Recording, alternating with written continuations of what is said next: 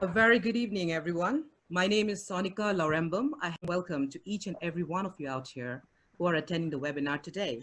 So today's webinar is titled as The New Abnormal, What They Don't Teach You in a B School.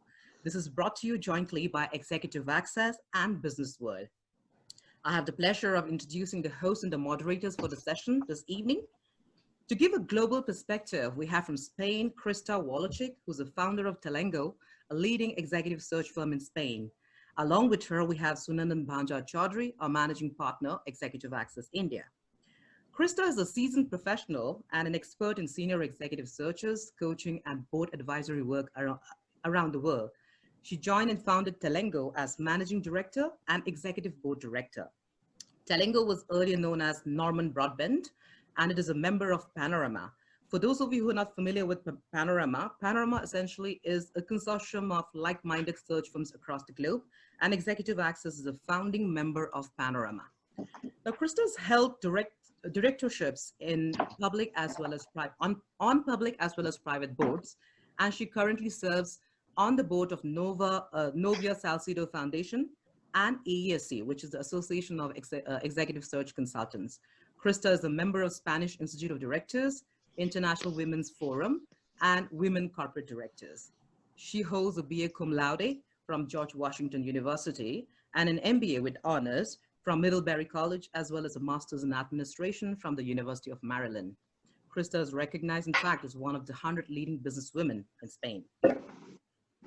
Moving on to Sunandan. Sunandan has over 20 years of leadership experience with multinational communication firms and executive search firms.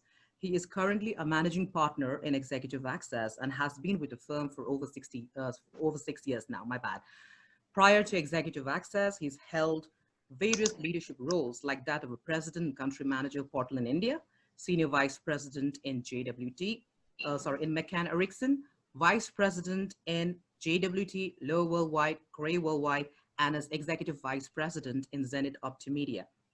He has worked very closely with companies like Nestle, Heinz, Unilever, De Beers, Motorola, SmithKline Beecham, Boots, Bankham, and others. Sunandan is a physics honors graduate from St. Stephen's College, University of Delhi, and an MBA from Faculty of Management Studies, University of Delhi. With this note, friends, I'd like to give the stage to Sunandan and Krista. Over to you, Sunandan and Krista. Thank you, Sonika. Thank you for the lovely introduction. And a big thank you to our panel this evening and everyone for being here today. Krista, our Panorama partner, and I really look forward to discussing with some of the brightest minds that we have on the panel today, and the boring topic of what they don't teach you in the business world, in the B school rather. These are, unprecedented times, and this is when leadership will play a huge role to tide over this crisis. And it is these times that make us question how managers will navigate through this crisis and how are they really equipped to handle the mammoth issues in front of them. To discuss this and to look beyond to the future, we have a diverse panel who I'm sure will throw some light on what will separate the men from the boys. Krista, could you do the honor of introducing this August panel? Yes, thank you very much, Sunandan. It's a pleasure to be here. Certainly, we couldn't possibly set off this session without having a very distinguished professor from the most premier business schools with us today. So first, I'd like to introduce Dr. Abraham Koshy, who's probably the best known expert in brand management and strategic marketing. At IIMD Ahmedabad, he was chairman of postgraduate program, chairman of executive programs, and chairman of the alumni committee. Professor Koshy is co-editor and co-author of 4 books, the most popular being the world's best-selling book, Marketing Management, A South Asian Perspective, written with the legendary marketing guru, Professor Philip Kotler. He was an independent director on the board of directors of Malayala Manorama and in the Federal Bank, and subsequently, he was non-executive chair of the bank for about 2 years. He's also been a visiting professor in Strathclyde Business School in Glasgow and the European School of Management in Paris and at Glasgow University. We'll be looking forward to hearing from Professor Koshy at the end of our seminar to sum up the situation of business schools in India today and tomorrow. We look forward to hearing that.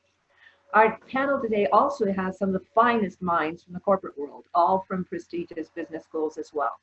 So to begin with, Hiro Mirchandani is an independent director at Polycab India Limited, at Tata Teleservices Limited, and at Nilkamal Limited. Hiro Mirchandani is an independent director with experience on 9 boards, including a PSU bank board. Prior to her governance career, Hira has had a management career spanning about 30 years in sales, marketing, and P&L roles. She grew from being a branch manager at Asian Paints to business unit director and executive committee member at Pfizer. Hira has also held marketing roles in Dover and the World Gold Council. She holds an MBA in marketing and finance from FMS, Delhi University, and she's a Chevening Scholar from London School of Economics. Welcome. Thank you. Great to be here. I'd like to introduce next Partha Siddha, who's an alumnus of IIT in Ahmedabad. In a career spanning over 30 years, Partha has worked mostly in marketing, advertising, and media. He's worked with Citibank, Ogilvy, Z, Publicis, BB8, and McCann. He's currently working as the president of the Times of India. His working philosophy is simple. You know the time has come to hang up your boots when you start taking yourself seriously. Wonderful worlds. Welcome, Partha. Thank you very much. Thank you.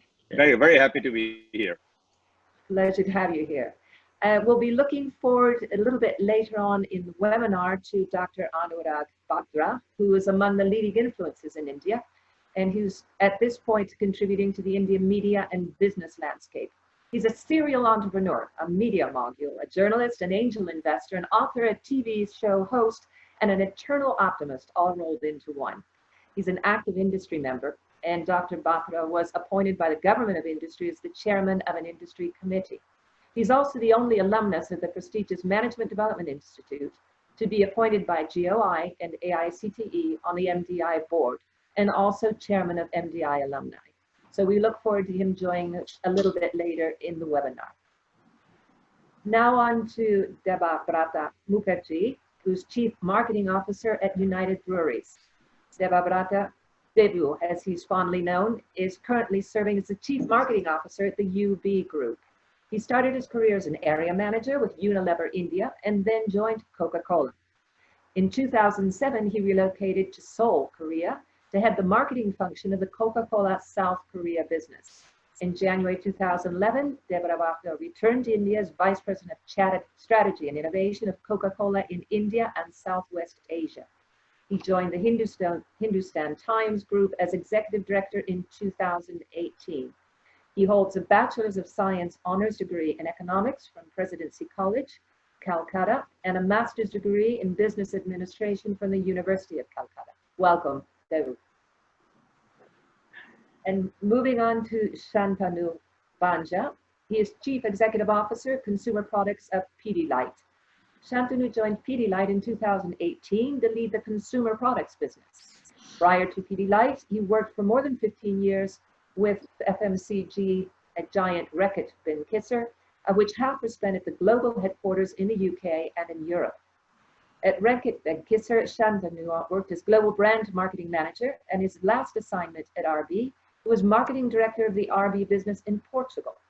Following that, he spent 10 years at HT Media to lead it as business head for HT Delhi, and thereafter moved on as the Chief Digital Officer of the HT Media Group.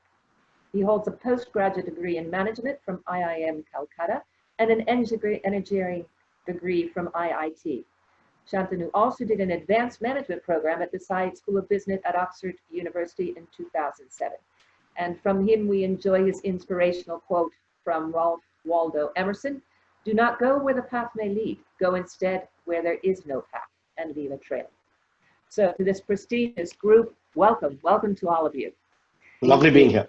Thank you. Now, for the discussion, we thought it would be useful to talk about 4 different areas and how business schools have prepared us for them or not. And the 4 areas are around leadership, diversity, purpose, and sustainability. So, Sunandan, where should we start? Let's start with leadership. And that's the big one, In my view, CEOs have 2 things in common: authenticity and great people management, So Debu, can we start with you? How would you define authenticity in a leader, Debu? Interesting that you chose to, pick me from the bouquet of speakers, but thank you. So in my mind, an authenticity is defined by textbooks, by leaders in multiple ways, right? In my mind, it's very simple. If you walk the talk, and the talk is based on your set of beliefs and values, then you're authentic. Let me give you a few examples. I've seen a lot of leaders, and during troubled times, you realize who's authentic and who's trying to be. Sure. So let's take the current crisis, the pandemic that we are all facing, right? And if I were to relate it back to how all of us went to B school, most of us went to B school in the past millennium. So, that's the reality of life. But if you allow us that leverage, there is a pattern, there is a sequence. Even when you take people into a pristine course, you say, okay, it's 1, 3, 5, 7, 9, 11, predict the next number. What happens when there is a pandemic, or what happens when there is a black swan event, is all your patterns, sequences get challenged. Sure. And then the leader has to draw upon his authenticity and truly lead the business in a time of crisis. A lot of times you will find leaders sending out messages to the last common denominator in the organization. And sometimes what happens is you will find a 2-minute video and the leader speaks. And after that, once he or she has finished speaking, looks at the person, the executive assistant, and asks, did that sound right? Moment you do that, you're challenging your own authenticity. Authentic leaders are those who, during troubled times, can send out a message which will inspire the last line of defense. And if he or she believes that the messaging is not right, draw upon himself and then redraft the message if need be, or stay rooted to the values or the beliefs that he has espoused in his messaging. So authenticity is about having a set of values, having a set of principles by which you live the business on an everyday basis, and going back to that framework regardless of the situation you're in, and living it every day. That's what I feel. I mean, I'll throw it open for the others to pitch in, but to me, that separates the men from the boys, or the women from the girls. Shantanu, what would you say? I mean, you're a strong believer of authenticity yourself. Absolutely. And I believe that is really what leadership is all about. Nothing beyond that. I mean, you need to be smart and all of those things which anyone in a leadership position is anyways. But it's really what makes people want to follow you is if they see you consistently doing what you say and following it through by actually making it happen. People, you can, as they say very, very often, you can fool some people for some time, you can fool all the people for some time, but you really can't fool all the people all the time. And a business team, like any others, is a team which is looking to you for direction, but is looking to you even more for direction that they can believe in. And they need to know and to believe that it's authentic and it comes from real values. And following on that, actually, when we spoke earlier, Hiro, you talked about inspiration and finding inspiration in times of crisis. What would you share with us on that now in these difficult times? The question was, Krista, I'm not sure if I heard you right. Inspire in times of crisis. I think you said that in difficult times, where does one find leadership? Is that the question? Yes, how do leaders inspire in difficult times? Yes.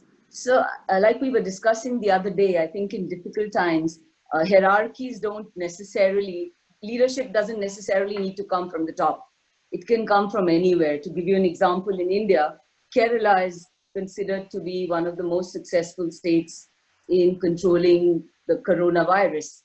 And the health minister, K.K. Shailaja, is seen, even at the UN she addressed recently. And she's certainly not the Prime Minister. She's certainly not the Chief Minister. So I think in times of crisis, you find leaders anywhere in the organization, and people at the top actually look for ideas everywhere.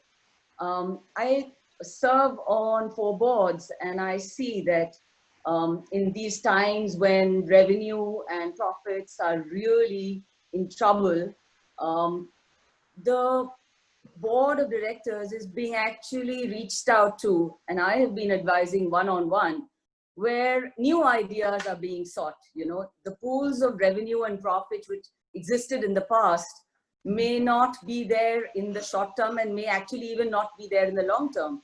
So I think there's an interplay of diverse ideas and looking for new solutions. And I am involved with a lot of one-on-one advisory of new ideas, whether those ideas will come from new geographical markets or new products. So I think leadership in troubled times gives an opportunity, greater opportunity to diverse voices to anywhere in the organization to provide solutions.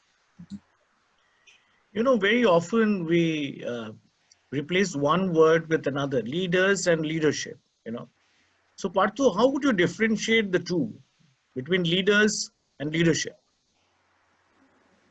Okay. I say everything through stories, but I was so hoping you will ask me about authenticity because, like we live in the world of that as well. We live in the world of WhatsApp. There is nothing authentic in this world anymore. Authenticity is a dead concept. Like if you have ever opened WhatsApp in your life, then you have given up on authenticity. So there we go. But yeah, between leader and leadership, I have to tell you a bit of a story. I was a young trainee at Citibank, and we used to have that legendary CEO called Jerry Rao at that time. Yes. So Yes, he's the one who had picked up from the campus, stuff like that. So Jerry would catch hold of young Bakras at that time and ask them random questions. So he asked me, so what do you think? Who do you think is a market leader? Or like who is a like leadership brand? What is a leadership brand? Yep. So I said, if Jerry asked me, so I have to try and give a different kind of answer. So I said, yeah, maybe whose customers are better than the other. So he said, yeah, you are getting there. Try. But his definition of leadership was very interesting. Leadership is about keeping your customer ahead. It's not about how you are doing as a brand, it's how your customers are doing as people.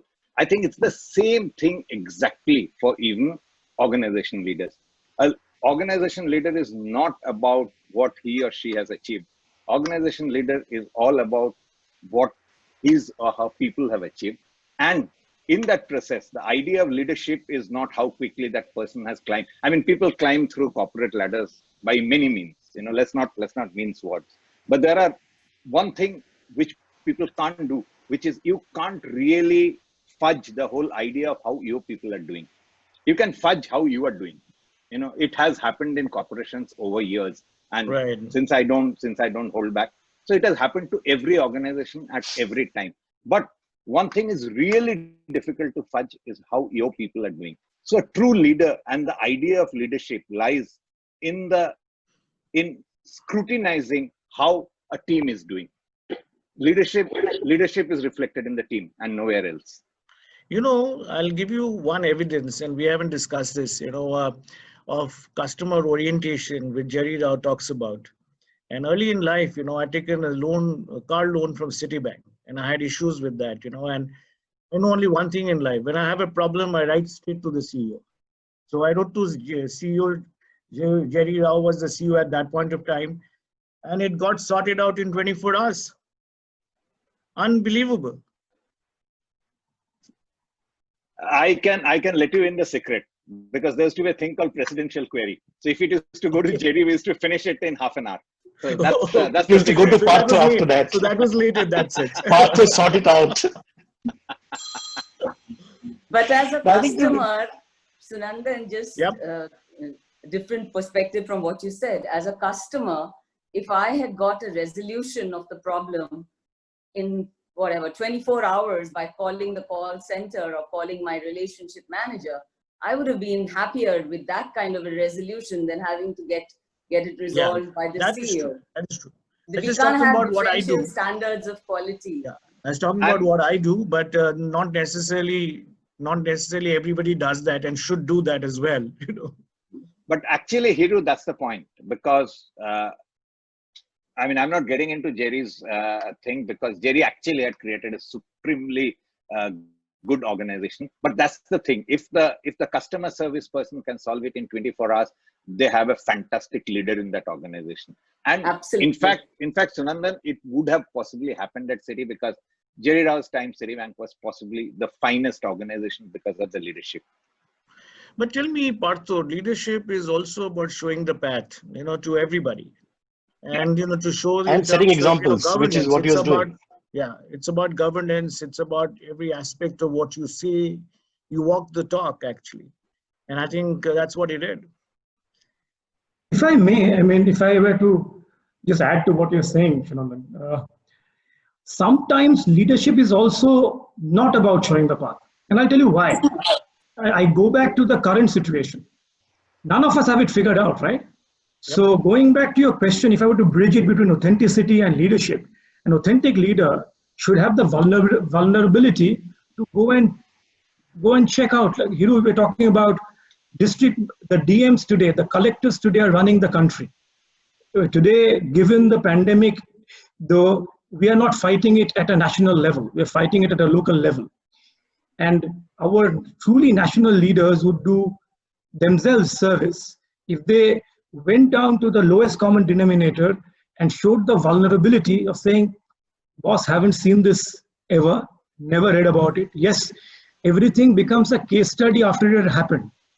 This case study has not been written. So can I be vulnerable? Can I show the authenticity to learn from you? And when I am hearing you, am I also listening? So this is the true test of leadership. Authenticity is also about having the humility and showing the vulnerability to learn from someone who might be way below hierarchically. But in a moment of crisis when nobody has the answers figured out, we learn collectively and get better. I think it's so true. That's a very good point. And one of the questions, actually, you're talking about vulnerability and being able to see leaders for who they actually are and being able to admit when they know and when they don't know. There's a question. Did any of you did anyone learn about EQ instead of IQ at business school? Yeah. They don't teach you things like EQ. They assume you have an IQ, and then they teach you, they throw you some case studies. I have to accept it's not because Professor Koshy is there, but we actually were taught EQ. We had courses around EQ, and you know, so you would say that the IMA guys really needed a course on EQ. They were given it. I think EQ and empathy are two different words. You might learn EQ in a structured format, but empathy is what you learn on the job. So in my mind, these are two very different.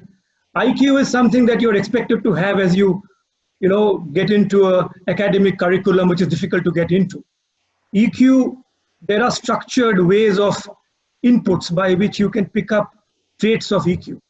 But what I've learned cross-culturally, having worked in Korea, having worked across the country, having worked closely with the American and the European markets, is the levels of empathy and how you drive empathy around the ecosystem is very different from EQ.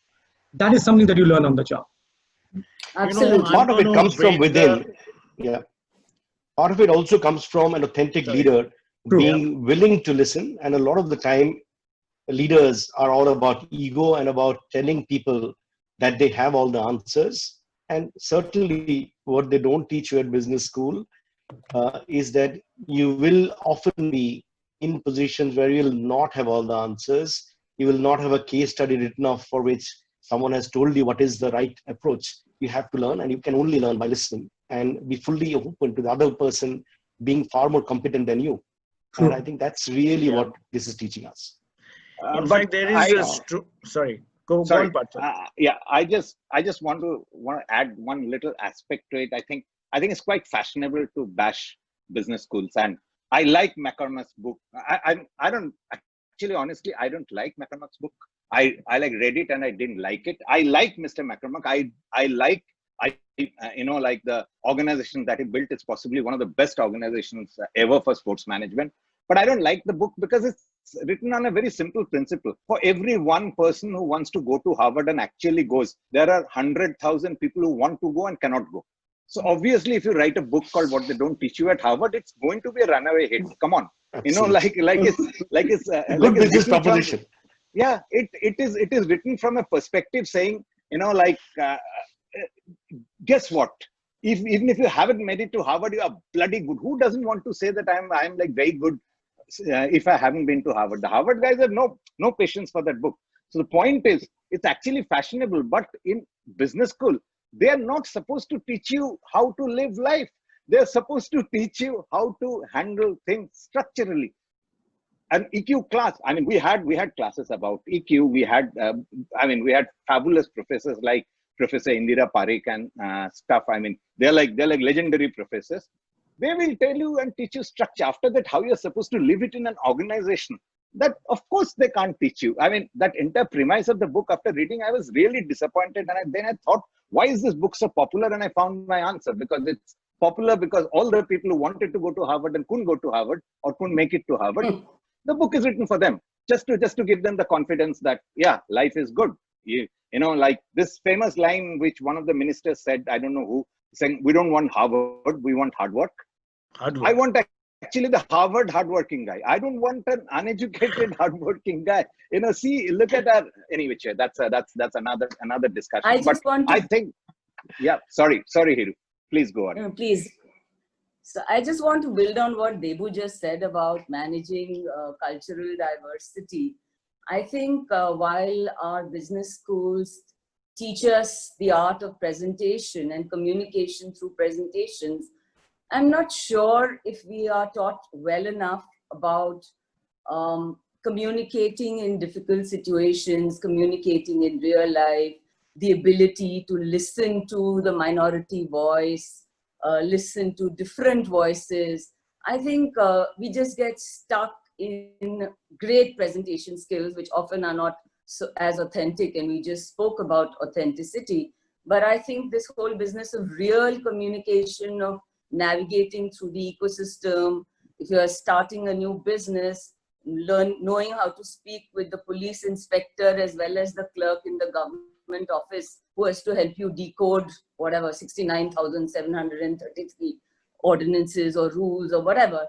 I think all those hard things about real life and communication in real life and communicating with different stakeholders in real life, either inside your organization or outside your organization, I don't think we learn enough of that in these schools.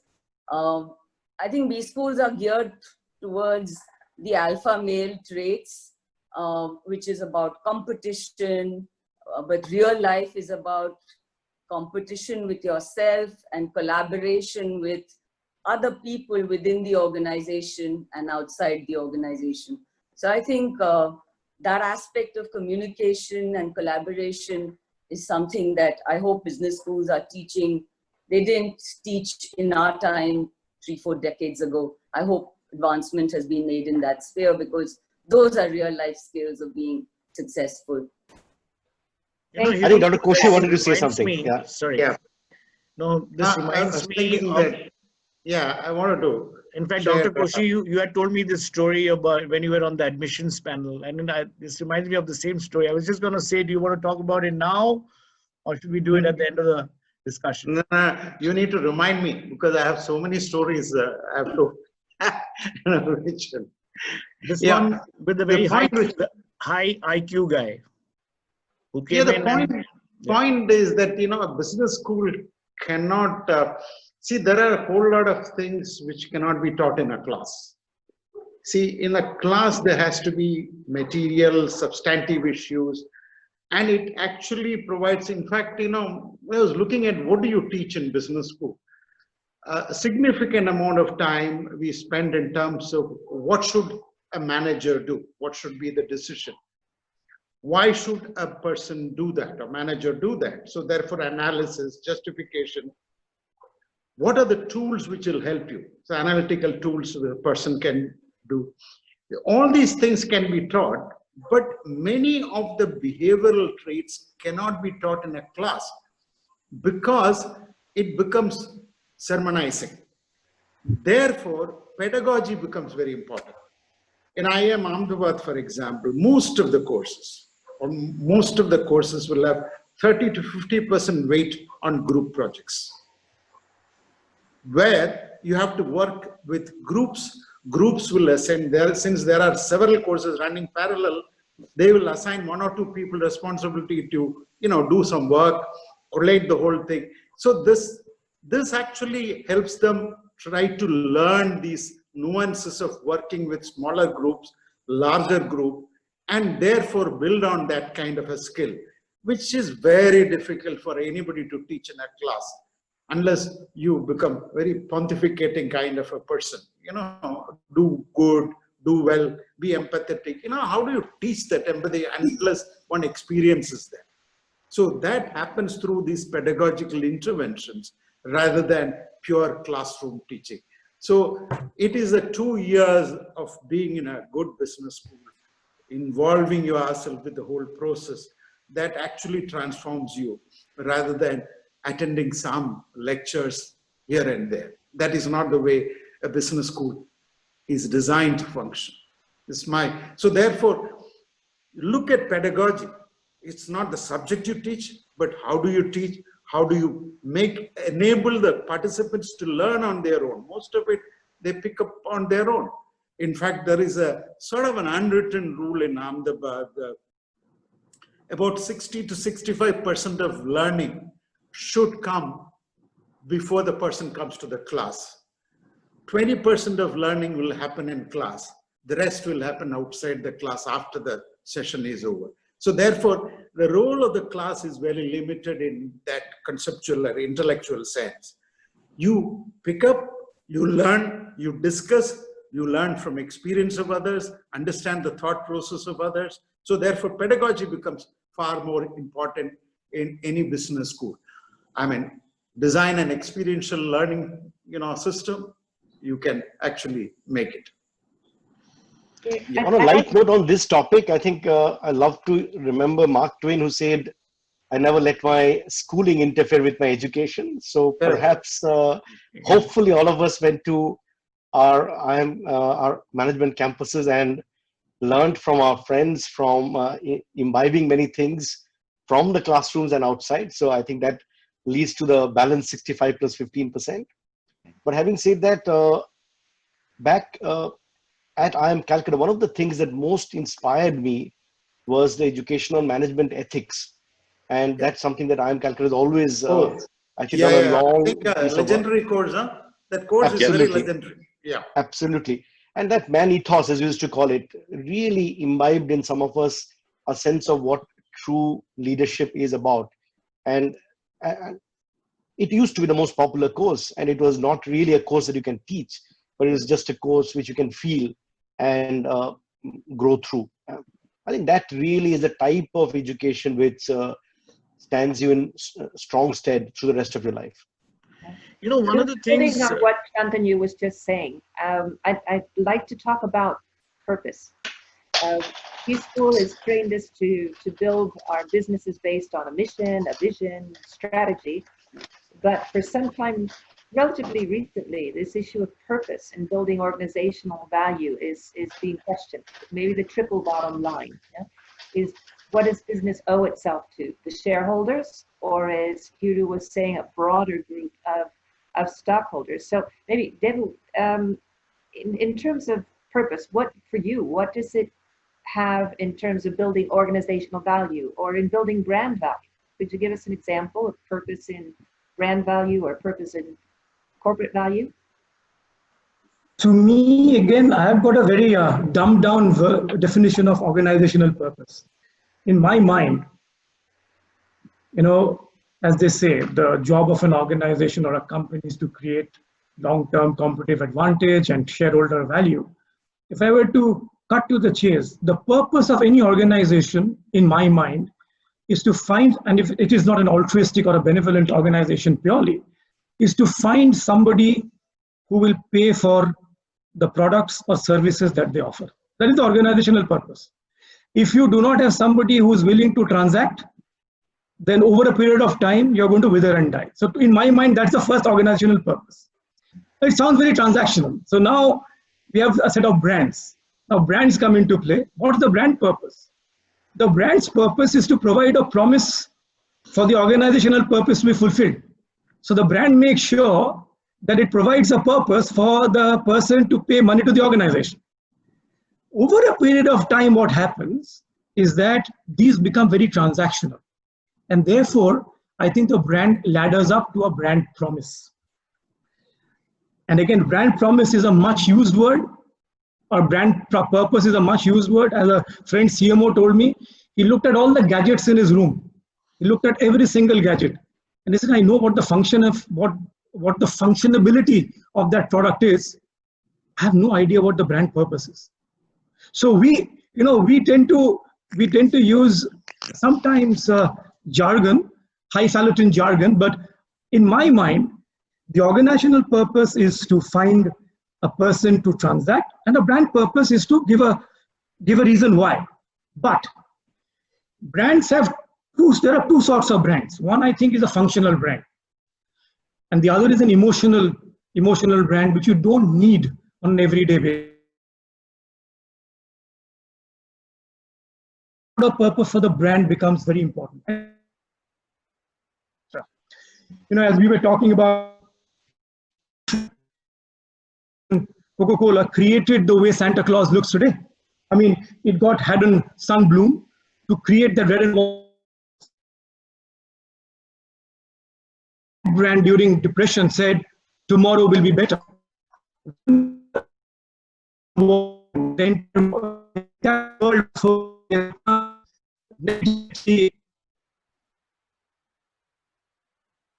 world a Coke and keep it company.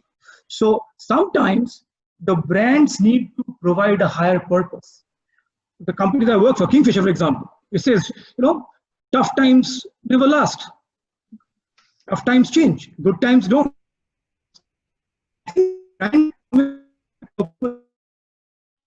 A lighthouse, connect. The brand exists. You'll continue to transact with the brand from a higher brand purpose, taking your relationship and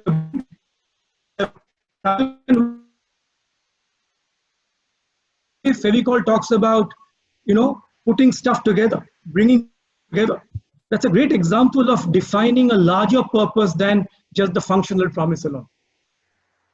Yeah, absolutely. And leaders also need to have purpose, right? And just to ask Annurag, who's just joined us, thank you for joining, Annurag.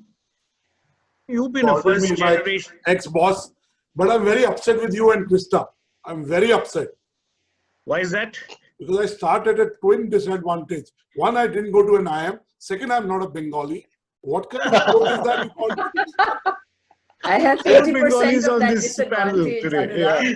I went to MDI. So by the way, Partha, I'm going to buy that book. I never read that book. So I'm going to buy because I didn't go to an IIM. And second, I'm not Bengali. But in spite of these two handicaps, I can save you the trouble. Don't read that book. Okay. Yes. On a serious note. But Annurag, just to tip the balance, Shunandan was looking at 8 Bengali just to take you on. So we are actually 50% of our real strength. So Annurag, you are not at a disadvantage. We are at a disadvantage. So we need 8 Bengalis to take you on. Yes. But coming back to the question, really, you got 4 in the room. Actually, on a serious note, I mean, you've been a first generation entrepreneur. Where did you find your purpose? How did you become an entrepreneur? Let me de-jargonize this whole debate. First of all, I believe in serendipity. I met you in a serendipitous, I started Exchange for Media in a serendipitous manner. I acquired Businessworld in a serendipity. I'm a Hindu. I believe in everything is preordained for me, and I really mean it. So having said that, I don't know, so I got to make efforts. I got to do what I say. I got to say what I do. So let me tell you about MDI. First of all, when I jokingly say I got admission into MDI when the quality control was bad, but to some extent that's true. Why it's true? Because less than 10,000 people applied in the first year, and I got it. So that's fact. I did not apply for CAT. I couldn't fill in the CAT form in time, and my dad was in the other room. Gave me bollocking because in the first year of MDI there was no CAT exam. So I got it. And I was talking to my dad that if I had appeared for CAT, I would have got through CAT also. But I was in the top 10 of my school. I topped my 11th, 12th, so I was academically okay. So I think B schools are for three things. Of course, it is about case studies. Of course, it is about great professors. And third, it is about great branding. I think these are three, functional, non-functional, whichever way. So one is the great brand, great professors, and the case study. But B schools are a lot about finding your confidence. When you get into a good institution, it gives you confidence. So that's one. Second, B schools actually mirror real life a lot. And let me give you two examples. One is we talk of collaboration, competition. I think I stood for my general secretary election and I lost by 2 votes, 28-26, to a friend of mine called Girish Evalli. And you remember that vividly. Of course, I will never. I even tell my friends who didn't vote for me, and these days when I help them, I remind them that you didn't vote for me, but I'm still helping you. But those are in. But one is we talk of competition and collaboration. I think I learned to collaborate very early in my school for various things that I'm sure you did, and I really mean you learn the art of collaboration there. And second is you get real life experiences there. And I want to give you my example. You know, I used to be in charge of my college extramurals. I used to organize events in my college. I used to bring, people from the industry. I would do in my room, the first Delphic was born. Me and my roommate Bala created that because it was the first year of the PGP. And so all those things were new. That's essentially what I've done in my life. I was the editor of the college newsletter. That's what I did. So I think a lot of what you do in the business school does impact you subconsciously. My first funding happened to me because one of my batchmates took me to an industrialist and said, Annurag is a good guy, give him money. 6 years back, when I acquired Businessworld. Point I'm trying to make is, I think business schools were perfect the way they were. They attracted good talent, whether it was an IIM Ahmedabad or an IIM Cal, and they had big success stories from the past. So it attracted people like Partha, Debu, and Shantanu. The second thing is that business schools haven't kept pace in certain departments. One is business schools don't practice what they preach. I know a part of my current job, I know every business school, a top 60 schools directors. A lot of those schools don't practice. Second is Krista. I was hearing a question on purpose, and I was hearing Debuda's answer on purpose that there's no functionality. But I think when we are in a business school, honestly, 99% people don't think of purpose and all. Shantanu may be an exception, but I didn't think what my purpose is. I was worried about my job. I was comparing my salary with what is the salary that other people got. And I have to tell you a funny story. I got a job in a company called Mastech. It was listed IT services entity, and MDS placement weren't what they are today. They were decent even in the first year. I didn't join. I was about to join, and I went to my dad, and I went to see an Australian called David Fowler. He had set up Collier's Jardine in India. He bought me a few beers. I was young and impressionable then. I'm young and impressionable now also, but a little more. And I came back and I told my dad, who studied at BITS Pilani, that I'm not going to join Mastech, which is an IT listed services company, and I'll join Collier's Jardine. So my dad asked me, so what does Collier's Jardine do? He asked me in Hindi, kya karti hai Collier's Jardine? And I told him it's a property services company. So he asked, no, but what does it do? I said, it does research, it does consulting, it does broking. So my dad said to me in Hindi, agar dalali karni thi, to itna padhne likhne ki kya zarurat thi? If you had to do broking, what is the point in doing a BTech in computer sciences, then going to a business school? So point is, we were dealing with a different mindsets then. So hence, today's B schools, what they're not teaching is first, what I would say, they don't teach entrepreneurship because there are no real incubators in most business schools. They do have an e-cell that does an annual event and out. Second is they don't teach mindfulness in the era of screens, in the era of distractions, in the era of stress. I think the single biggest thing is mindfulness. Third is they don't teach a course in failure. Business schools are so focused on success. You know, business school is equal to much below average. I called MBA. I used to write a regular column in Entrepreneur magazine. It used to be called much below average, MBA, right? So I think business schools are too wide for success. They don't teach you failure. So that is the only aspect they don't mirror like.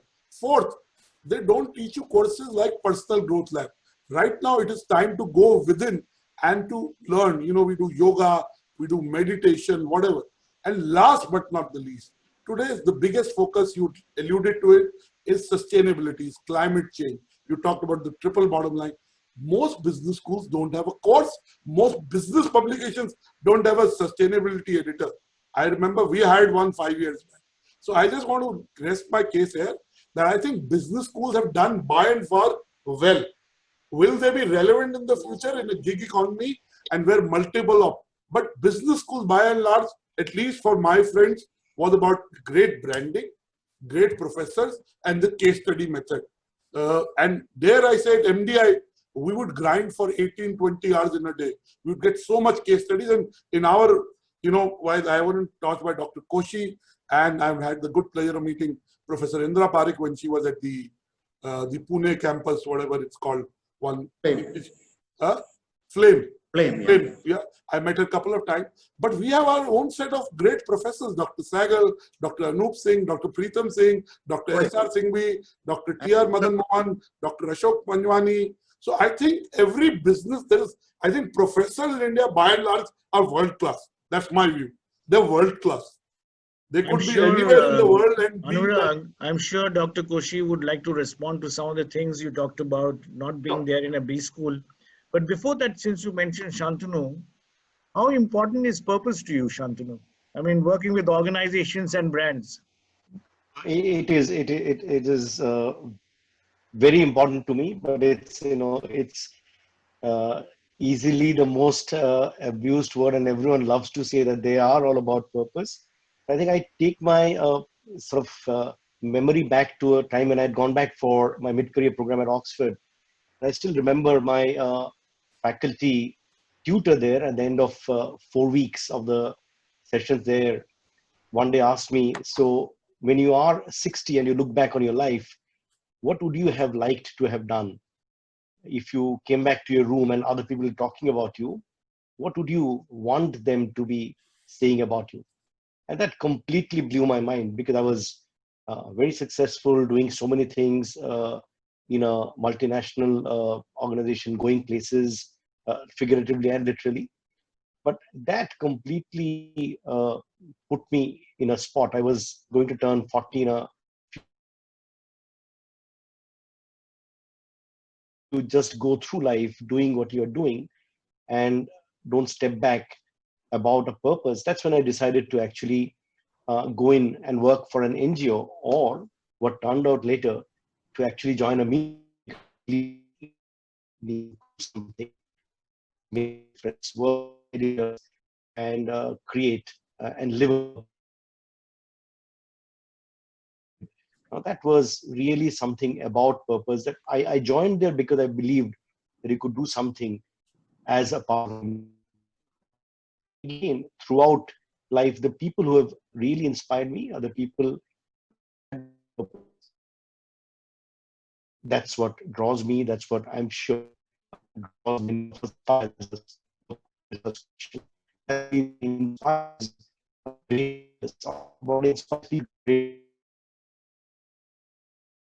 And they draw people towards that purpose.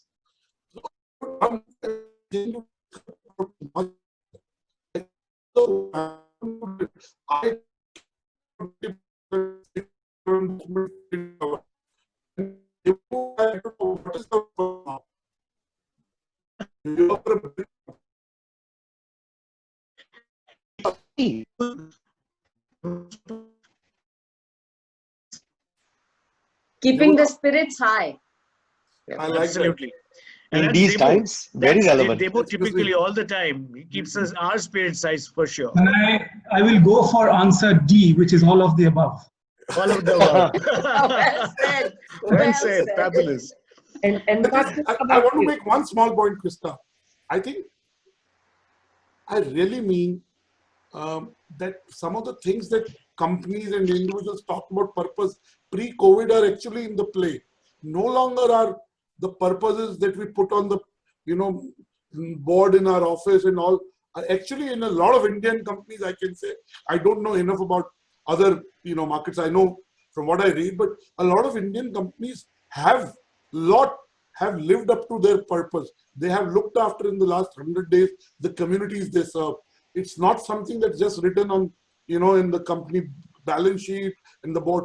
I think the purpose for the first time in the last 100 days has come into play.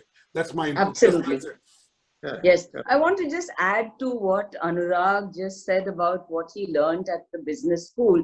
I think one very important thing I learned at these schools was interacting with brilliant minds, building a network of people with whom I can even engage today, bounce of ideas, things that are, bothering me, things that are exciting me. I think that network has building with really brilliant people coming from different backgrounds is another thing that really one learns at these schools over and above all the theories and concepts and the art of thinking, as Dr. Koshy was explaining, that through models and theories one learns to think, which then one applies later in life. And what Dr. Batra said about how companies today are going beyond just living the purpose of finding customers and ensuring that they deliver profits. I think companies are truly living. I mean, you have examples of the Tatas and Tata Trust coming alive to serve the community. Many companies even exceeding their CSR budgets to serve the community. A lot of empathy built with employees. So in every CEO is talking today first about the safety and health of employees. That all that comes before customers. Safety, health of employees, safety, health of your trade partners, whether they are electricians, whether they are painters, whether they are contractors. I think the empathy quotient that often companies are, people believe that they don't have a heart. I think in crisis, most companies have risen to the occasion and shown their heart and not lived only by the mind and by the profits and the top line. Absolutely. I'm sorry to add something. I know sorry? that these are, Why are you sorry? Yeah, because You're the Mr. President. No, You're not in your own office. Because Dr. Batra may not like what he says. Yeah, Dr. Batra, listen to what I'm saying. I'm sorry because this is sounding very nice, and we all feel very warm that corporates are coming out with big hearts and stuff like that. Great. I am very grateful that my business school didn't try to teach me this ethereal concept called purpose, and then ask and tell me, you will be actually your life will be determined by the stock market. So the quarterly call that we'll make, there will be no discussion of purpose, and that will determine how the company is running. Then it will also not teach me how to pay my taxes. I think before the corporates start talking about purpose, they should all pay their taxes. That's the basic purpose of the organization. I know that major discussion happens in boardroom about purpose, and then a battery of CAs sit down and see that how you can structure the organization in a manner so that you kind of not pay your taxes. There is a thing which is very clear, which says a purpose or kind of morality is not purpose or morality unless it doesn't cost you money. The point is, you can't be living in this world which is fundamentally controlled by VCs, by by financiers, by bankers, and your life is determined by the quarterly call. So the moment you are a CEO, your primary job is to manage that quarterly call. So if that is what life is determined by, the whole point of this purpose is kind of a bit of nice things to say. It's like the painting in your boardroom. But the point is, till such time the financial structuring is done in a manner in which purpose becomes a central part of the financial structure, I think it will remain what like when I started my life in marketing, and very big companies used to do what is called claim level ingredient. So this has got sodium, but amla. this has got, claim level sodium. I Right. think now what companies or brands are doing are called claim level morality. That I have got a little 0.001% morality in the system so that I can claim there is a lot of morality and purpose. The point is, the world is run by financial structure. Face it, the whole world is run by financial structure. If financial structure cannot accommodate purpose in the middle of it, till such time it will remain a bit of a, sorry to say, hogwash. Fantastic. I think we've got from the heart. Everybody's speaking from the heart. We'll let Dr. Koshy have the final word. But Krista, should we move on to diversity as the third point? I think that would be a great idea. Let's start with Hero, if you would. As a female independent director, and not only that, under the age of 60, you're definitely a rare feature on Indian boards. How did business school prepare you for your corporate governance role that you play now? Not only the business school, but I think the entire education system in India does preach a lot about ethics and the kind of middle class families many of us come from. I think this thing about ethics and doing the right thing, and a lot of our spiritual books also are always preaching about doing the right thing. But then when you come to the real world, practicing all of that is what you have to do diligently. But you spoke of diversity. I think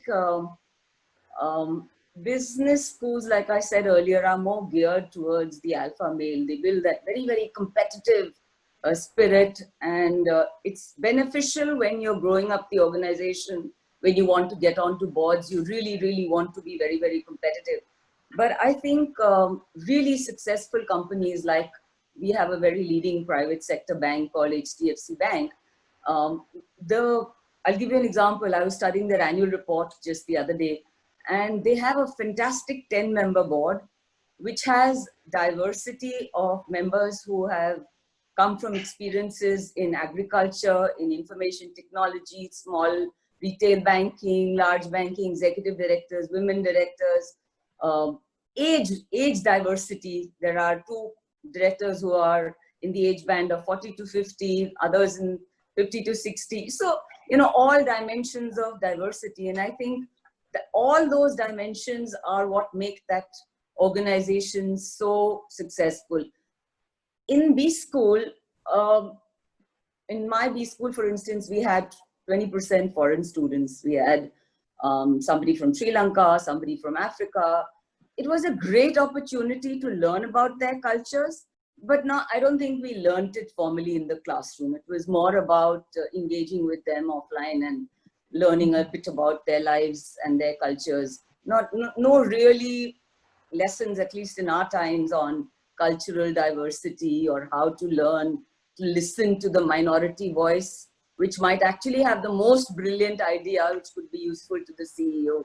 So I'm hoping that business schools today are helping us develop those skills of learning and learning to listen to diverse voices, because I think increasingly successful organizations, especially in crises like the COVID crisis today, need to listen to those diverse ideas and solutions that could come from parts of the organization or parts of the world which earlier were sitting quietly and were not really being heard. Yeah. So, yeah. Today sorry. No, carry on, Sananda. No, I was saying that today, we don't talk about diversity without talking about inclusion as well. So recently I saw Annurag interview Jennifer Brown from the LGBT community. And tell me, what do you think about diversity and inclusion in colleges and in offices? Annurag? Schools. And schools, okay. At the entry level. Where do you think we are when it comes to diversity and inclusion? Annurag? I think we are, Partha would agree. I mean, Partha is the most wittiest people that I know. I mean, we are the biggest hypocrites in every way. I mean, you can start from anywhere. We are like, so I don't think we brush things under the carpet. We really don't talk of diversity or in the way it should be. We maybe at home, maybe in some of our cultures are told to embrace diversity in the way we approach daily life. But in our schools, there is no curriculum that talks of diversity. In fact, dare I say, in diversity, there is a concept of allies, you know, and allies are, you know, people who are different than the LGBTQ people. But we never talk of allies, or we don't acknowledge their presence when we are in schools. We don't have forget courses on diversity. We don't have a course on, you know, a lot of issues that confront the millennials. So I don't think we talk, and I think it should start. Whether you look at our textbooks, you look at the stories that are told to you, you look at the, now you look at Bollywood. I also had a conversation with Anil, who is also Bengali. So intellect, Bengali is equal to intellect, Krista, I told you. And he is very sharp too. But the fact is there are less than 10 movies that have been made on the issue of, you know, same-sex couples or same-sex relationships. In India, same-sex relationships are not illegal, but in the armed forces, they're still not allowed. And, you know, marriage is still not allowed. So as a country and as a culture, we still have a long way. We don't have anything in our schools. We should start. It's high time now.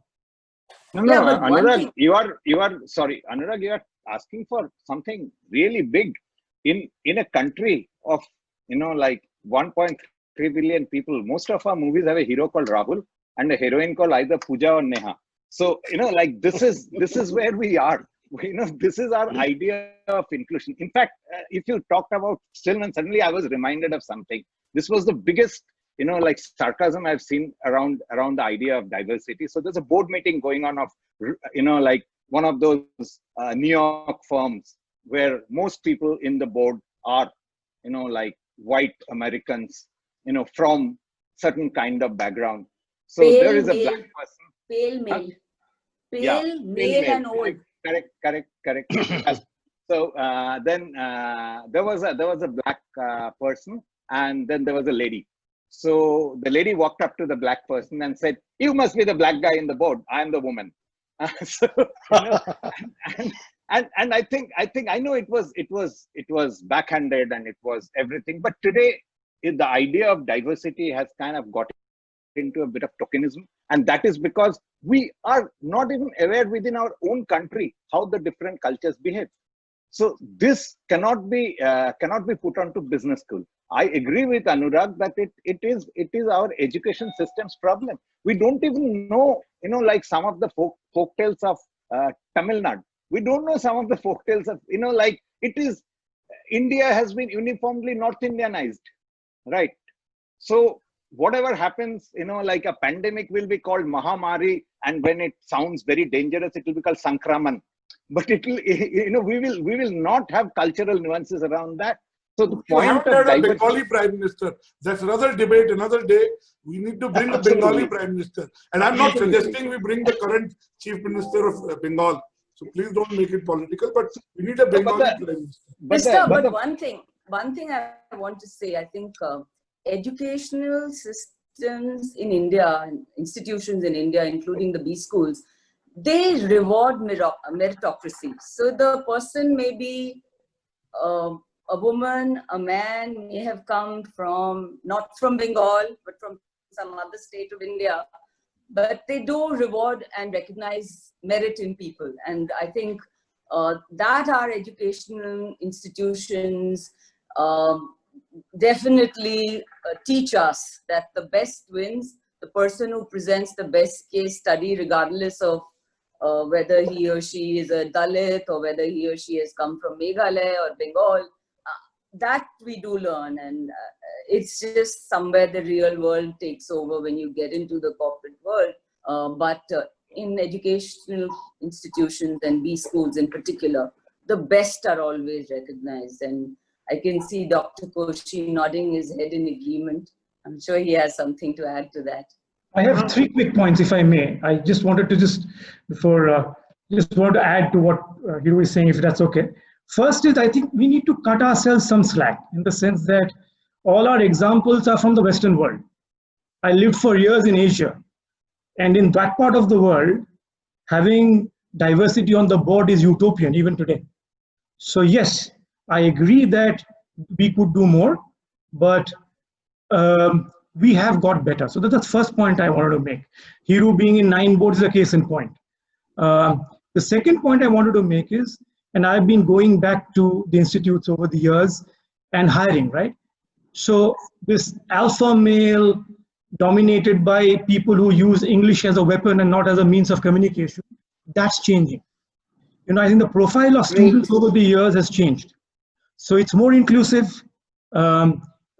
People are raising questions around sustainability, about not just what do you do, but how do you do.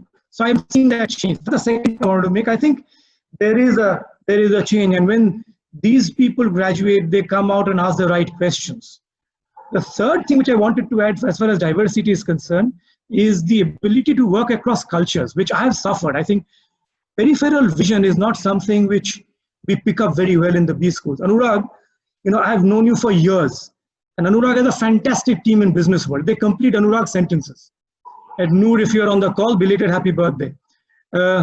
So you get to today another great Bengali's birthday, Saurabh Ganguly's. There you go. So yeah. So the point, if I were to complete the point, Annurag, so you are saying something, your team picks up a half sentence and would go ahead and execute. What I learned in a market like a Korea or Japan is the need to be precise. They're extremely hardworking, extremely intellectually competent. But the fact that here we expect, because you are the creme de la creme in colleges and in offices, you expect people to run at your pace. The ability to take a step back, have peripheral vision, make sure paraphrasing, people are on the same page, that's something as Indian managers we are not very good at.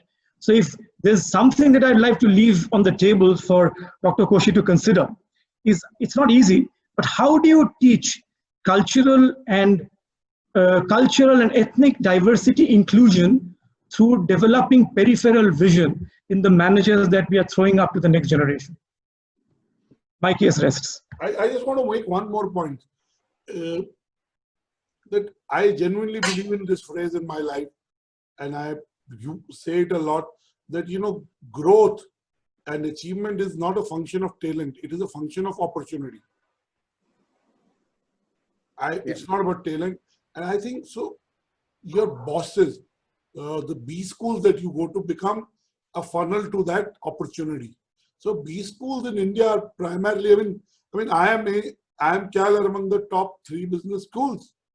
They're like, and there's very marginal difference in the scores that A, B, C have. I mean, somebody had a bad day and maybe he would get into B. So I think it's about B schools are a entry.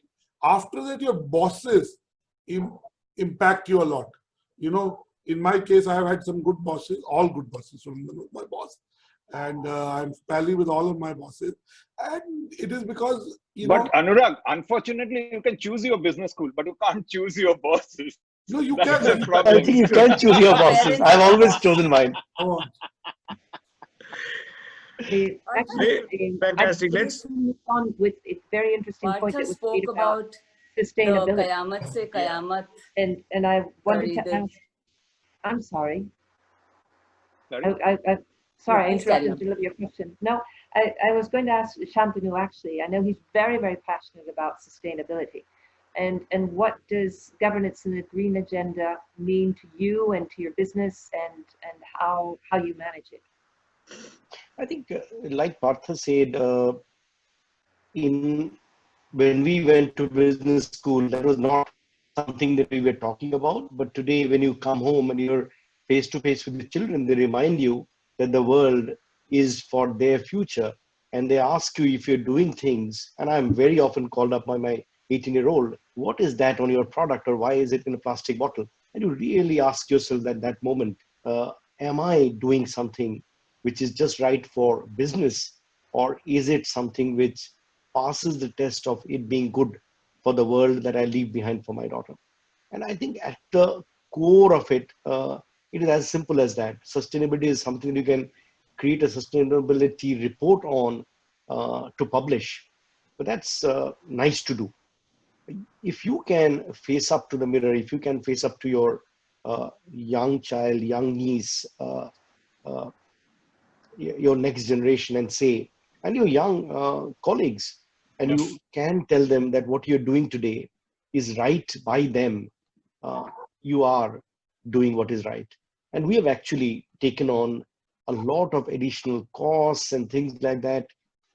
In my current company, I've been part of very, very happily doing that at Rekis and at HT, where we were actually saying this may not be the least cost option, but it's not just about the least cost. It's someday the consumer out there will come back and challenge you. And we are seeing that is happening today in country after country. They're asking you, could you not give me this in a lighter or less plastic packaging thing?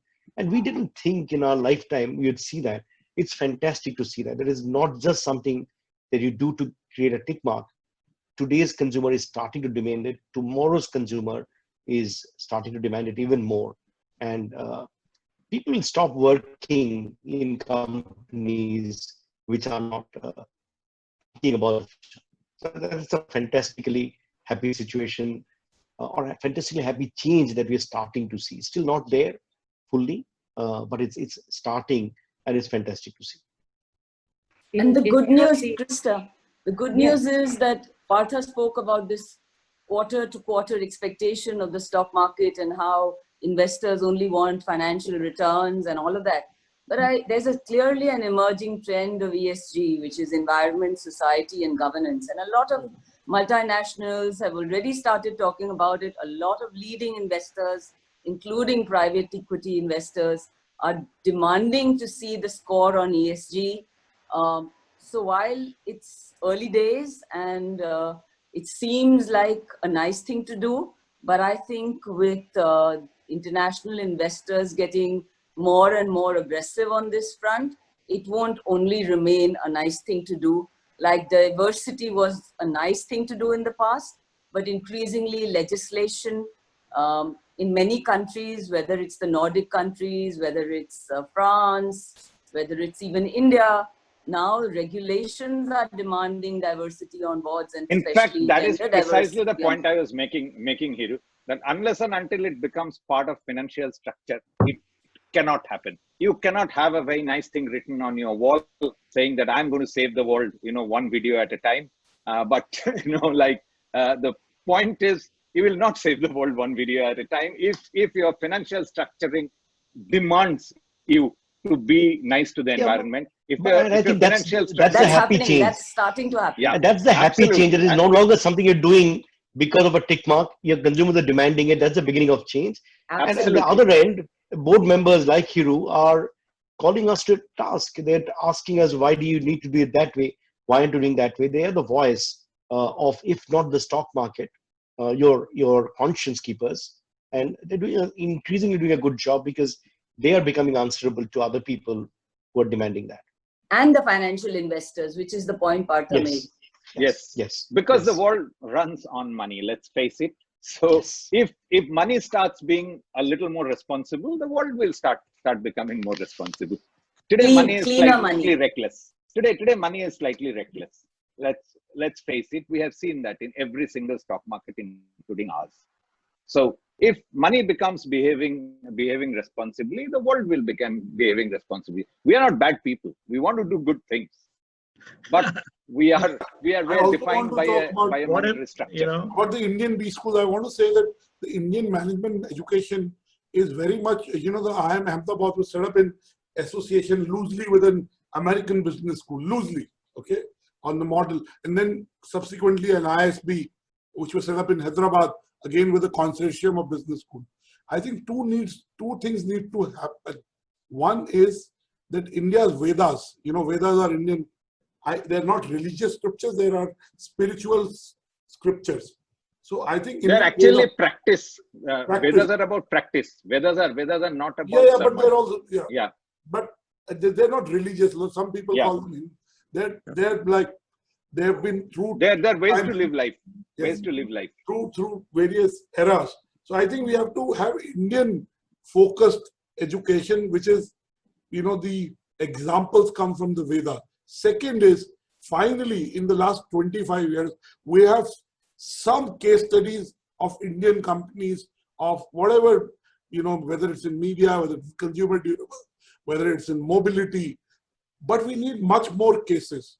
We don't have. Annurag, with no reference to any person living or dead and without taking any liability, I must say that for ISB, it will be really difficult to say that we are built on ethics.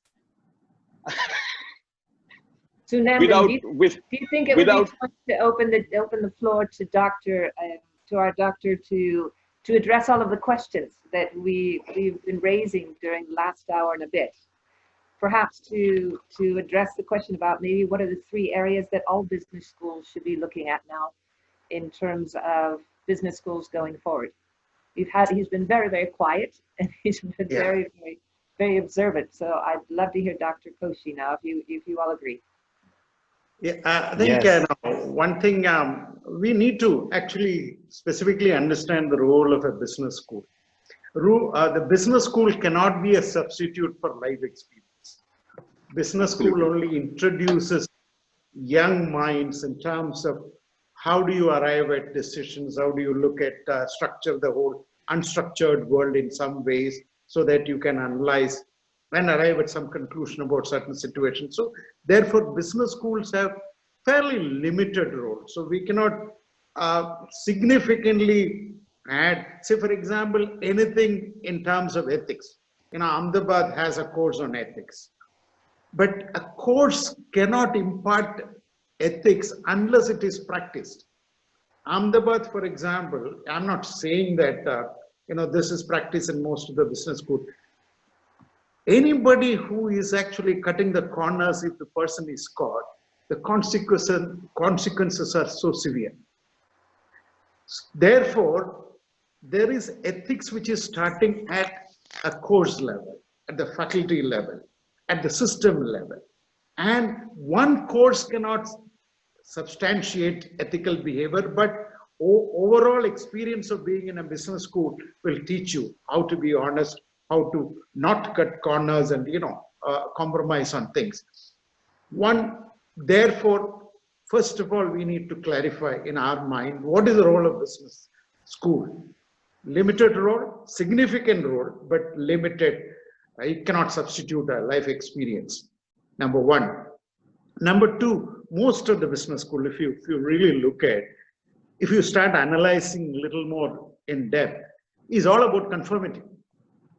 You need to conform to organizational goals, you need to conform to certain kinds of given situation, and therefore you are expected to behave in a conformity kind of a context.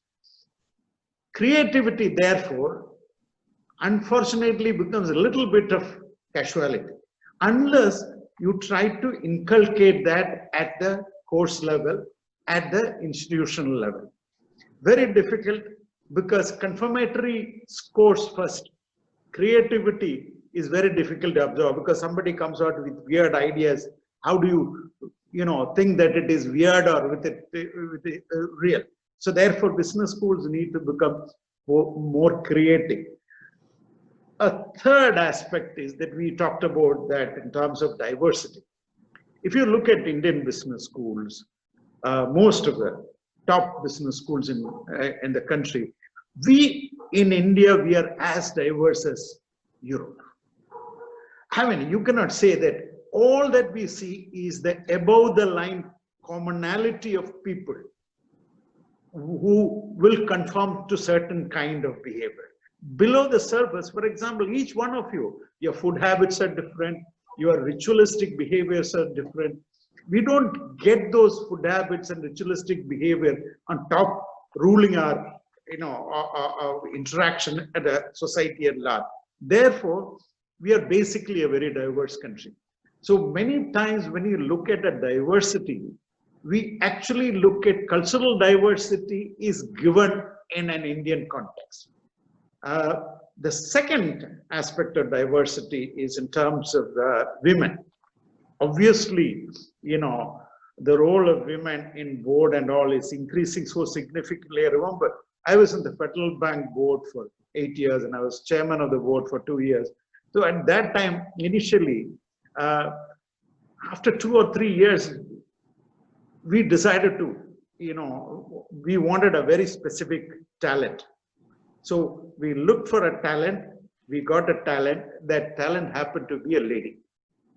So we inducted her into board, excellent contributor. But what was the first result? It will be shameful for me to admit.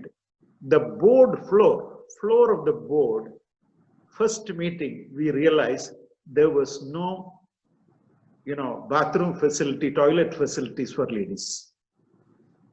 That was a shocking kind of a realization. So immediately, you know, took a decision because it was very male-oriented kind of a thing. And very interestingly, yesterday I got a mail from, my term in board is over. Yesterday I got a mail from the board.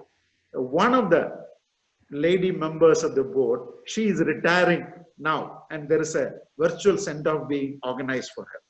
She is, you know, one more lady in the board, significant contribution. In fact, I know that when she was on the board, senior people used to be very scared because she was a thorough banker. She used to literally strip those people. When they make some presentation, you can expect a huge number of sharp questions. In fact, so much so, in one meeting, before the meeting, some seniors came and said, "Sir, you please ensure that we don't get into trouble." You know, which means that, you know, you need to moderate the question. I mean, such good contributors. It happened not by design, but by coincidence. But later it became a, you know, a significant aspect. So therefore, am I visible? Yes, yeah. You're very visible and audible. Very clear. Yeah. So therefore, in fact, if you look at the concept of diversity, we, in a sense, you know, design for a diverse kind of a thing. See, because in a number of, you know, today in the earlier comment, you know, jokingly we said about Bengalis. I mean, you look at any group, any board. They are intelligent. That's not a joke. That I meant seriously.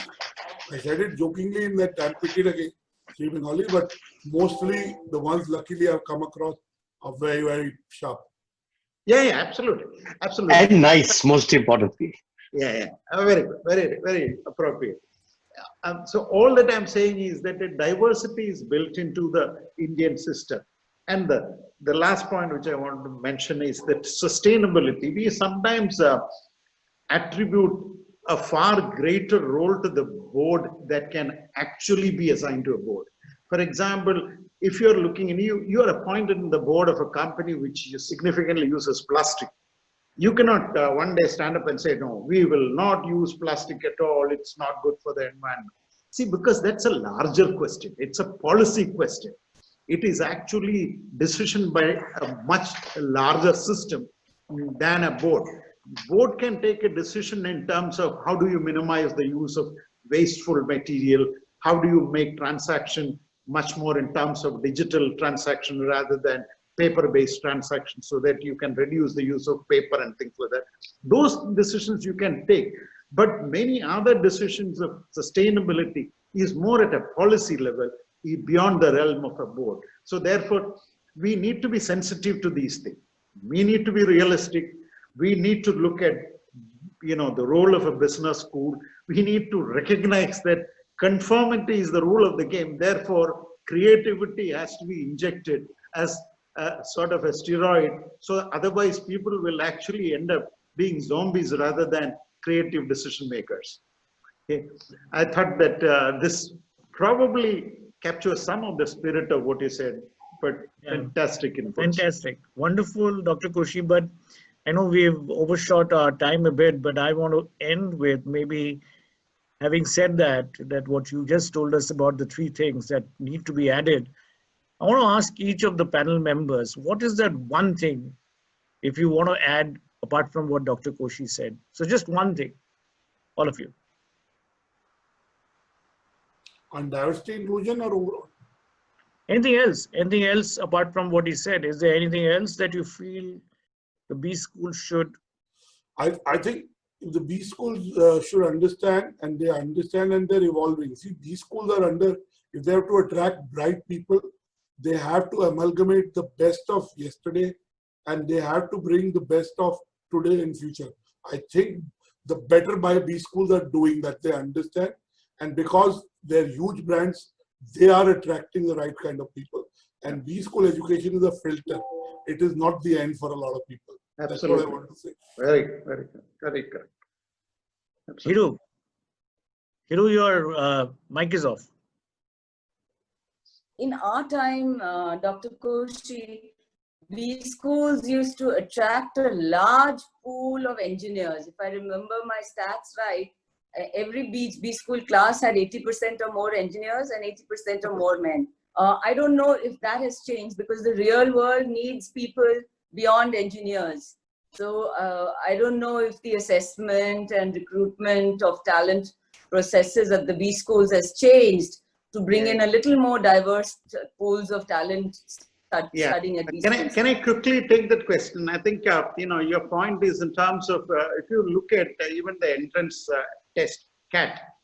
If you analyze CAT, it is much more left brain oriented and quantitative oriented than most of the test. And therefore, by nature, people with quantitative training, engineers particularly, tend to perform much better. People with arts background don't perform that well because the test itself is designed. Now, those people who actually are able to, pass the cutoff during interview, I think most of the interview panels are empowered to look at talents outside the engineering kind of a thing. Ahmedabad, I know that one particular year, most of the people who were admitted were engineers, and therefore Institute took a very deliberate decision in terms of looking at diversity as a sort of a unwritten principle of while interviewing. But at the same time, Ahmedabad took a very conscious call not to have quota. You should have so many people with arts background, so many people with this background, science background. No, because the moment you bring in a quota, then the whole randomness of the selection process get questioned. So we didn't want I think on that note, very nice to hear that IIM Kozhikode at this year got 50% plus women in their student population without a quota. And that's a big thing that they managed to do. I have one comment on it. If you look Nothing competitive about this. No, I mean, if you look at the number of applications and total number of applications, proportion of women who apply, proportion of women who actually make the cutoff, and proportion of the women who actually get admission, that has to be a function of pure randomness. So the moment you get into a quota, you are actually compromising. You got admission because you belong to a particular thing. And I don't think it's a very desirable kind of a thing, because you're nobody would want. You want merit for sure, but maybe the tests need to be a little more centered rather than left brain centered. Completely agree with it. Completely agree with it. Yeah. Batra and Debu. Go, Debu. Mike. Go ahead, Partha. I shall defer to your judgment on this one. Okay. So if there's one thing I wanted to learn, right? I wish I was taught in business school, right? Is that the question? Yep. And one thing you can add now in the future as well. Yeah, of course. And in fact, when we went back to our 25th year reunion, I personally gave this feedback. I wish we were taught the idea of aesthetics, and I'll tell you why. Because we mostly come from middle class background, good in academics, so get into IIT, get into IIM, standard process. We come from very poor aesthetic background. After that, you become brand manager, you change packaging. The packaging looks like death after that. After your touch, the packaging looks Totally like agree. that. So the point is, like simple thing, aesthetics can change the way your company is looked at. Apple is a Aesthetics can case in change point. the way you live.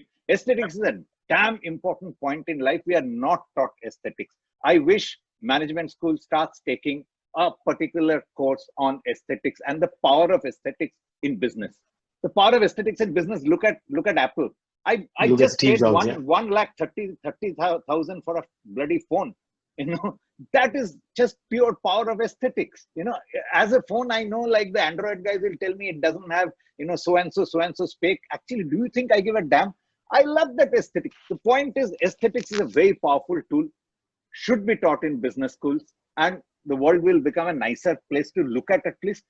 It's a tall order to change human beings. Human beings are fundamentally flawed. Let's face it. Like I don't give too much of credit to human beings. Half a chance I'll pull you down. So the point is, that's too tall an order. Let the world at least look good. Managers have too much of power in their hand. Let the world look good. Aesthetics should be an important part of management curriculum. Fantastic. I rest my case. Absolutely. Debu? I think the important points have been made. I have an interesting spin. I don't know whether it can be taught. Can responsibility be taught? Responsibility is an important word. Partho talked about financial. If you were to really get the company to believe in something and go beyond the profit motive, then make it go beyond finance. If you look at what's happening today, CSR is 2%, which means 2% of the time you're corporate socially responsible. Does that mean for 98% of the time you could be irresponsible with your finances? So that's called corporate social irresponsibility. There you go. 98%. Oh, incidentally, there is one course in IIM Ahmedabad actually called like that. It's 2%. Yeah. Being socially irresponsible. There's a course called. So, Dr. Koshy, I don't know whether it can be taught, but as you go out of that hallowed institution, you have a responsibility both as a corporate entity, correct, as well as a citizen. Correct. The corporate entity is too good for the corporate. The individual entity is responsible to do stuff like Shantanu talked about, sustainability, and you can probably talk till the cows come home on what is needed. So I would strongly advocate a course by which a person who comes out of that hallowed premises becomes a truly responsible citizen and is an authentic citizen and is not limited to lip service alone. Reminds me of the advertising days. Partho, you will recall, we used to often say 98% perspiration, 2% inspiration. Yeah, but mostly waste of time. Well, I have a different. If you are very consistent, I would responsibility is still more esoteric. We get it, but I think if you're consistent and you work hard, I'm very old-fashioned. If you work hard and you're consistent and you have a good intent, I think you do okay. So, are you for hard work or are you for Harvard? Hard. Nowadays, you have to choose. Apparently, no, but I would. I know what you mean. But me and my wife went to IMI, I went to MDI. Naval and my wife both went to IMI. So I keep telling them, next life you should go to a better business school. But and they both gang up on me because you know Naval and you don't know Niti. But me and Niti were planning to, at some stage in the next few years, go to Harvard to study, maybe do an OPM, maybe something else, FPM. But because then you'll stop becoming hardworking. Yeah, Harvard Yes. is there is an experience. There is a certain kind of aspiration to go there. One is from just experiencing the campus and whatever it brings. Second, I wanted to go to such schools, but I came from a very middle class family and I didn't even apply. In fact, MDI education used to be very affordable in those days. If you look at MDI's fees now, my father wouldn't have been able to afford, right? So I'm saying, so there is an aspiration, and I think Harvard and all have built this. You know, for example, they made HBR free, they made courses free. They are just so much ahead in research. The kind of professors they attract who work in the industry, come back, work in the government, come back, go back to the government. We don't have that. I mean, the only professor I see there may be 5 professors in the parliament. Professor Rajiv Gowda, and I can give you 4 more. There aren't too many professors who got into the parliament from a B school. So I think once we need that change, that thing, it will matter. But I think you need to, I believe in hard work. Not Harvard. No, Harvard is for fun. Harvard is for fun. Krista, anything you want to ask at this point of time? It's actually I'm delighted to hear all of the different points of view and the combination of theory and passion and feet on the ground. I think it's been exceptional. More than ask anything, I just actually like to thank each of the panelists for being so generous in their time and in their observations and their reflections and their transparency. It's been a real gem, and having Dr. Koshy sum it all up at the end was fantastic. Fantastic, yeah. Wonderful. Absolutely a very candid conversation, and I love that from the heart. And thank you guys. It's been such a fascinating session, full of ideas, great insights. And I know we've overshot the time that we had promised. And By about an hour. By about an hour. And I want to say the headline. I'm writing a piece on it. The headline is from MBA to PhD, from being much below average to passion, hunger, drive.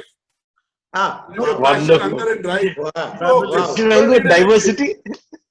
Maybe these diversity. Good to see that a lot of people who have logged in the beginning are still hanging on, which shows that they have been really interested and excited by the discussion today. Sorry, Annurag. And next time, Devabrata, please send us some beers before the discussion. The discussion will be more interesting. And I'll be able to. Absolutely. I will ensure. Maybe they want to go to Harvard.